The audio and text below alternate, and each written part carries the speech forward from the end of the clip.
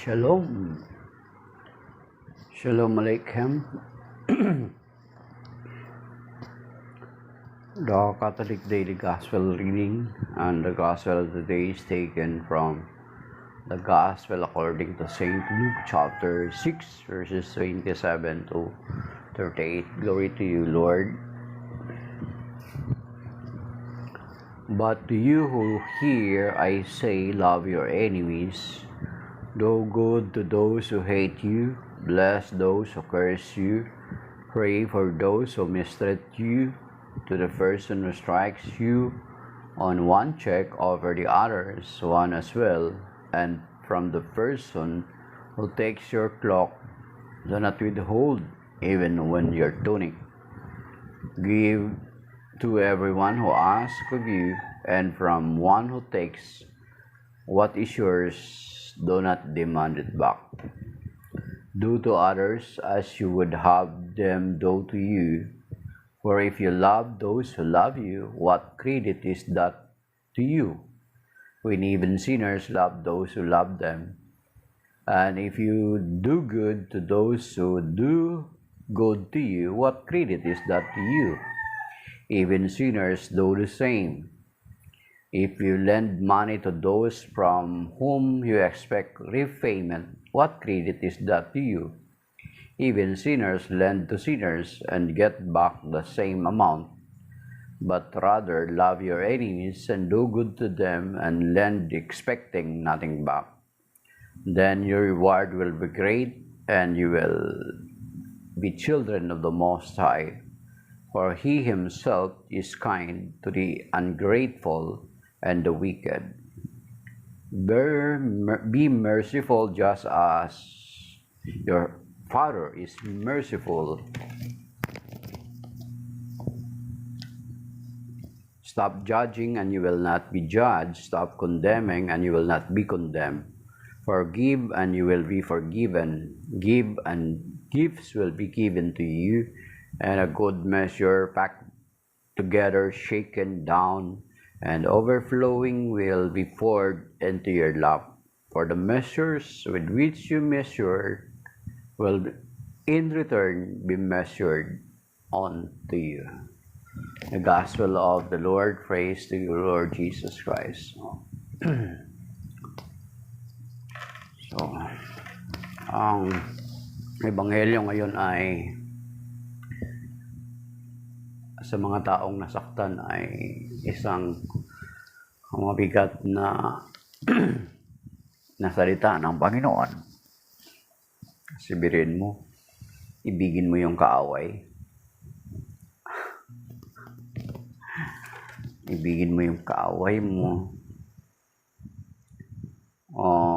Sabi rito, love your enemies, do good to those who hate you. Gawan mo ng mabuti yung galit sa'yo o nasusuklam sa'yo. Bless those who curse you, for those who mistreat you. So, kahit sinusumpa ka na, ay ang return mo sa kanya is blessing. Ang return mo sa kanya ay blessing, mga kapatid. And then, to the person who strikes your own one check, offer the other as well, and one as well, and from the person who take your cloak, do not withhold even your tunic. So, pero it does not mean na ito literal to, mga kapatid, na kapag sinampal ka, ito, may naipaliwanag na ito before sa amin, na ang mga alta sosyal na mga tao kapag sumampal daw itong likod. So, itong likod, ibig sabihin, yan yung mga kapag sumampal yung alta sosyal. Then, if you have to give back your another cheek, ibig sabihin, gagamitin niya na itong kabilang part ng palad niya. So, ipapamukha mo sa kanya na tayo ay pantay lang, pareho, wala ka ng pagkakaiba sa akin. Yan. So, pag sinampal ka niya, di ba, mga alta sosyal, ito yung gagamitin. Then, pag bibigay mo yung other cheek mo, pinapamukha mo sa kanya na wala ka ng pagkakaiba sa akin. So, kailangan ipamukha mo sa kanya na mali yung ginagawa niya. And then, yung why you pray for those who curse you is ipinapakita mo rin sa kanya na you are not the same level. So, cursing is not of God. Blessing is from God. Ibig sabihin, pinapakita mo sa kanya na hindi tayo pareho. We are not the same level. Kaya nga blessing yung i-return mo sa kanya kasi hindi kayo magka-level. You are not cursing. You are not returning a curse of a curse also. But you are returning blessing. Na yung word of blessing na sinasabi mo sa kanya can bring him to conversion. Diba? So, ibig sabihin, ini-entrust mo kay Lord na itong taong ito ay ikaw na po bahala sa kanya, Panginoon. Of course, you are not thinking na si Lord parusahan siya, kundi ang maganda is i-bless siya ni Lord na magkaroon siya ng conversion. Ma-realize niya na yung kanyang ginagawa ay hindi mabuti. Ayan. We are returning sa curse, na sinecurse niya tayo, sinusumpa niya tayo. He is speaking against mga evil words sa atin. We are returning it a blessing because pinapakita natin sa kanya na we are not the same level. Yan. Pinapakita natin na that we are truly in the sight of God, that we are truly the children of God. So, at the same time, ang loving the enemy or not to hate the enemy, kung hindi mo na siya kayang mahalin, umpisahan mo, huwag mo siyang kamuhian doon sa ginagawa niya sa iyo.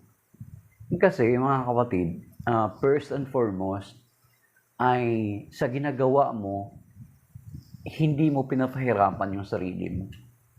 'Di ba? Na-try nyo na magalit, 'di ba? Na magalit ka. 'Di ba ang unang-una na mahirapan ikaw rin mismo sa sarili mo. Then bakit mo parusahan yung sarili mo? O, 'di ba? So kung galit siya sa iyo or kung sa yung kaaway mo, ang return mo sa kanya is pag-ibig. Kasi it is for your own sake mismo. It is for your own sake mismo, mga kapatid. Kasi hindi mo pinapahirapan yung sarili mo. Bakit mo pahirapan yung sarili mo? Okay? Actually, pinaliwanag naman yan din. Itong part na ito, itong gospel na ito, ipinaliwanag din ito ni St. Paul doon sa Romans chapter 12, mga kapatid. Sabi dito,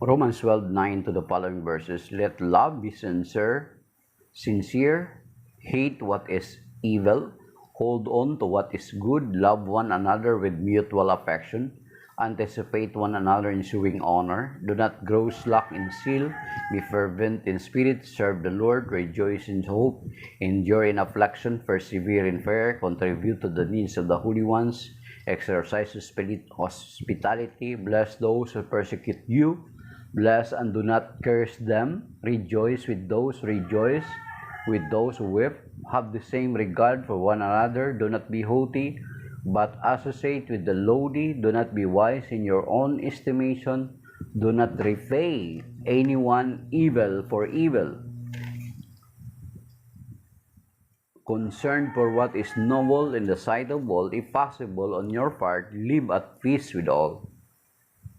Verse 19, beloved, do not look for revenge, but leave room for the wrath, for it is written, vengeance is mine, I will repay, says the Lord. Rather, if your enemy is hungry, feed him. If he is thirsty, give him something to drink. For by so doing, you will heap burning coals upon his head. Do not be conquered by evil, but conquer evil with good. So yun mga kapatid.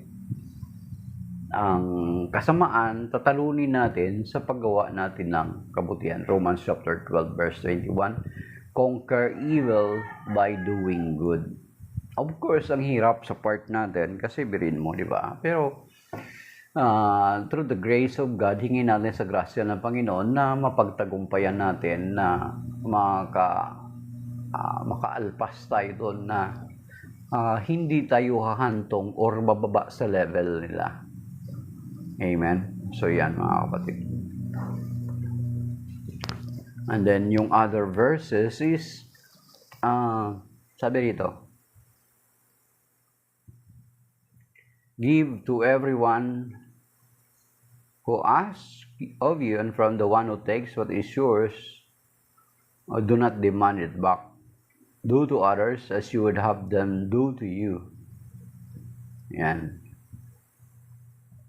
Gawin mo sa iba ang gusto mo ring gawin ng iba sa iyo. So, kung alam ito ng mga tao na gumagawa sa iyo ng masama, they're not supposed to do yung mga bagay na makakasakit sa kanyang kapwa. Kasi ito yung golden rule, very famous ito eh. So, they're supposed to know this, na kung ano yung ginagawa mo sa iyong kapwa, time will come, it will return back to you. Yun yung justice. Sabi dito, give to everyone who asks of you, and from the one who takes what is yours, do not demand it back. Then sa verse 31, do to others as you would have them do to you. Kung gusto mo na nag-e-expect ka na gawan ka ng kapwa mo ng mabuti, then gumawa ka ng mabuti sa kapwa mo. Diba? Yun yung time na kahit hindi man nila, yung tao na yun, hindi man nila alam na ganun ang ginagawa mo sa ibang tao, ang Diyos ay ilalagay nila sa puso din ng ibang mga tao yung kabutihan na gagawin din nila sa iyo. Yun yung justice ng Panginoon, mga kapatid. Kung ano yung ginagawa mo na mabuti, ay gagantihan din ng Panginoon niya na mabuti. Yun yung katarungan ng Panginoon. Verse 32, for if you love those who love you, what credit is that to you? So, sinasabi ng Panginoon na kung ang mamahalin lamang natin ay yung na marunong din magmahal sa atin, ano yun? Anong merito yun? If you lend money to those from home, kung magpapahiram ka ng pera sa mga taong alam mo na makakabayad sa iyo, anong merito yun? And then, ang mga makasalanan ay ginagawa din yung mga yaon. So, anong pagkakaiba? Anong pagkakaiba mo sa kanila? Wala. But rather, love your enemies and do good to them and lend expecting nothing back. Then your reward will be great and you will be children of the Most High. For He Himself is kind of the ungrateful and the wicked. Then sa verse 36, be merciful just as your Father is merciful. Okay, dito pa. Actually, itong verse 37 to 38 is related pa rin sa dun sa verse 31 na do to others what as you would have them to you. Itong verse 31, Luke 6:31 is related sa dito sa verse 37 to 38. Sabi niya, stop judging and you will not be judged. Stop condemning and you will not be condemned. Forgive and you will be forgiven. Kung ayaw nyo nga, sabi nga kanina, kung ayaw mong gawin, ayaw mo nang ginagawa, gagawan ka ayaw mo nang gawan ka ng masama, then do not do to others. Ito yung sinasabi sa verse 7. And then sabi niya, forgive and you will forgiven. Yun yung justice ng Panginoon, di ba? Yun sa Matthew chapter 6, verse 9 to 13. Di ba ang turo ng panalangin doon? Forgive us our trespasses as we forgive those who trespass against us. Di ba?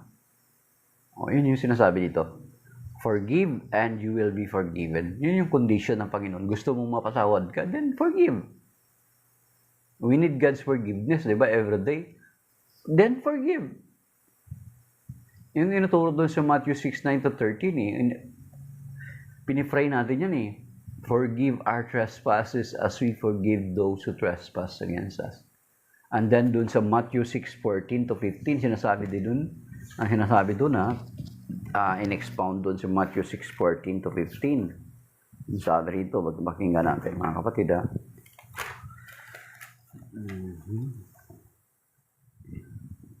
Verse 14, if you forgive others their transgressions, your heavenly Father will forgive you. Ang bigat dito mga kapatid But if you do not forgive others, neither will your Father forgive your transgression. So kung hindi ka nagpapatawad, then how can you expect God will forgive your sins? Ay nag-set na siya ng standard, nag-set na siya ng condition. If we want to be forgiven, then let us forgive. Mabigat, di ba? Pero we need God's forgiveness. Then let us forgive. At the same time, sa pagpapatawad natin, pinapalaya natin yung sarili natin. Kahit maliit lang ang mga pagkakasala ko minsan, di ba? Ang bigat. So bakit pasanin mo yung bigat na yan sa kalooban mo kung pwede mo namang palayain yung sarili mo? Di ba? So, yun yung malinaw. Yun yung related doon sa Luke chapter 37. Forgive and you will be forgiven. May sinabi pa doon sa Mark 11:25 mga kapatid Sabi rito sa Mark 11:25, basahin natin sabi rito, when you stand to pray, forgive anyone against whom you have a grievance, so that your heavenly Father may in turn forgive you your transgression. So yun yung condition ng Panginoon. If we want to be forgiven, yung ma-assure natin na tayo ay patatawarin ng Panginoon sa ating mga kasalanan, is to forgive others also. Diba? Natural. In my part, ako nakaranas din ako ng mga ganyan na masaktan ka, kailangan magpatawad. Then kapag nagpatawad ka, ang gaan sa pakiramdam mga kapatid. Then ipag-pray mo kay Lord na siya na yung bahala doon sa tao na yon. I forgive that person who hurt me the most. Ikaw palalayain ka ng Panginoon. Then i-pray mo siya na ma-convert siya, na ma-realize niya na yung kanyang ginagawa ay hindi pala maganda. Yan mga kapatid. Balikan natin yung verse. Uh, 38. Then 38. Give, and gifts will be given to you, good measure, packed together, shaken down, and overflowing will be poured into your lap, for the measure which you measure will in return be measured out to you. May kanta ito, di ba? Kung ano yung gaano nga sukat yung ginagamit mo na ginagawa mo, yun din yung ibabalik sa iyo ng Panginoon. Yun yung katarungan ng Panginoon. Hindi ba natin ma-expect na manggagaling sa ibang tao, sa tao na yun, ay in other means, sa ibang paraan, ay gagawin ng Panginoon through other people. Gagawin ng Panginoon yun through other people. Hindi mo siguro ma-realize ngayon yan, pero later on makikita mo na hindi ka man mabalikan ng taong yun na ginawan mo ng mabuti. In some other way, ay ibabalik sa iyo ng Panginoon sa paraan na hindi mo inaasahan. Halimbawa, gagamitin niyo yung ibang tao. Yung ine-expect mo na tao, huwag kang mag-expect sa tao. Kasi kung minsan masasaktan ka lang, yung expectations natin, kung minsan yan yung nagdadala sa atin ng disappointment. Yung ginawa natin ng mabuti, huwag natin i-expect na gagawa din sila ng mabuti sa atin. But expect doon sa katarungan ni Lord na kung ano yung ginawa mo sa iyong kapwa, yung sinasabi nga nito, give and it shall be given to you. Yung sa kanta, binigyan nga ng kanta, give and it shall come back to you Good measures, pressed down, shaken together, run it over, give, and it shall come back to you. When you give to the Lord. So, di ba? Yun yung katarungan ni Lord. Hindi mo man ma-expect na yung tao na yun ay gagawa, ibabalik niya yung ginawa mong mabuti. In other way, si Lord ang gagawa ng paraan. So, kasi katarungan ng Panginoon yan. Siya yung salita niya yun, pangako niya yan. Kung hindi man yung gawin ng tao, ng kapwa mong tao, na ginawan mo ng mabuti, is gagawin ni Lord sa ibang paraan. Kagamit siya ng may mabang mga tao para ma-serve niya yung justice na ginagawa mo. So, yan mga kapatid, ang Ebanghelyo ngayon, pinapalalahanan tayo ng Panginoon na gumawa tayo ng mabuti, mahalin natin yung kapwa natin, yung kaaway natin, mahirap man, but we need to forgive because we need God's forgiveness. We need to, if we wanted to sow a good harvest, if we wanted to reap a good harvest, then let us sow a good seed, mga kapatid. Kung in a former time, yung previous sa buhay natin is yung mga naitanim natin ay puro masamang binhi. Then, sa ngayon ay ang gagawin natin, pwede natin bunutin yun. Bunutin natin yung mga masasama nating tinanim, i-uproot natin yung ugat. Let us make sure na i-uproot ang ugat by means of forgiveness, by means of surrender to the Lord, and then magkaroon tayo ng mag-replanting tayo. Pag totally natin na-uproot yung mga masasama nating dating naitanim, there is still a time may opportunity pa tayo. I-uproot natin, bunutin natin yung ugat, baka tumubo ulit, then magtanim tayo ng mabuti at panibagong binhi. So that we can make sure na time will come, ang aanihin natin is mabuti rin ang magiging bunga. Kasi ang itinanim natin ay mabuti. Sabi sa Galatians chapter 6 verse 7, huwag ninyong God is not mocked. Sabi niya, ang Diyos ay hindi, God is not mocked. Huwag ninyong linangin ang inyong sarili. Sapagkat kung ano ang itinanim, ay siya ninyong aanihin. So, kung magtanim ka ng mabuti, then expect na mabuti yun ang aanihin mo pagdating ng araw. Amen? So, maybe that is by na mga kapatid. Yun yung pinapalala sa atin ng Ebanghelyo. So, shalom. Maraming salamat po sa nakinig or mga nag-tap ng screen, maging sa nag-like, 169 na like. Hindi ko alam kung 169 individual lahat yan. Kasi yung iba ko minsan kapag matuwa, talaga ang dami sila mag-like. So, maraming salamat mga kapatid. Yan yung palala sa atin ng Ebanghelyo ngayon. So, shalom and may God bless us all. Signing off.